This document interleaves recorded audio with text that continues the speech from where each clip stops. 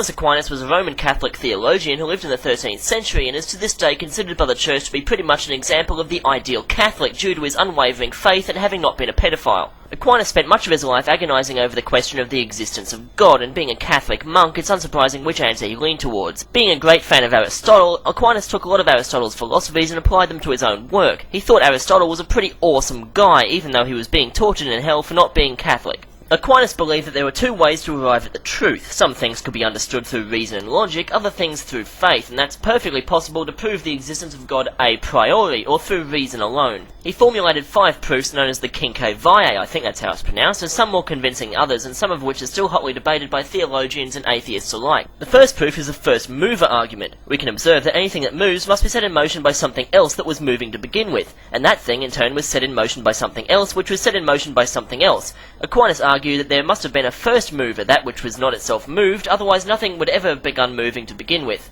The second proof is the first cause, which states that anything that is created must be created by something else because nothing can create itself. But if nothing ever created itself, then nothing would ever have been created in the first place and the universe would fail to exist. Therefore, there must have been a creator, itself not created, which caused the existence of everything else. Proof 3 is the argument of contingency, which states that things that we observe today are not necessary to exist, but if nothing was necessary, then nothing would exist. Therefore, something must be necessary, and that would be God. Proof 4 argues that for us to judge anything to be either good or bad, we must compare it against something that is better, although for this to be anything but entirely arbitrary, there must exist something that is the best possible thing.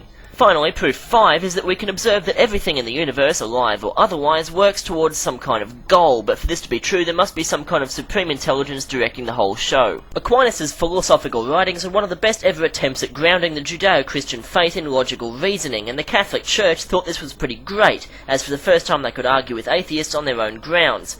Aquinas believed that theology was a science and attempted to formulate arguments supporting the Church's doctrine on the grounds of rational thinking. He was a great supporter of the technique of via negativa, which seeks to understand God by eliminating those attributes that do not apply, essentially describing God by figuring out what God is not. For example, God has no physical form or constituent parts, therefore God must exist in infinite simplicity, and God is not limited by anything, therefore God must be really, really strong. Unfortunately, there were some components of Catholic doctrine that don't make any rational sense no matter how hard Aquinas tried. For example, the concept of the Holy Trinity, which states that God exists as 3 entirely separate beings, while at the same time these 3 separate beings exist as one indivisible being. Aquinas answered this predicament by explaining there are some things that you just have to take God's word for. The Catholic Church loved Thomas Aquinas so much that they made him a saint, and in Christian tradition it's often regarded that the only person who knew Christianity better was Jesus. We can assume that Jesus' response to this is something like, "Oh yeah, well I have more hair."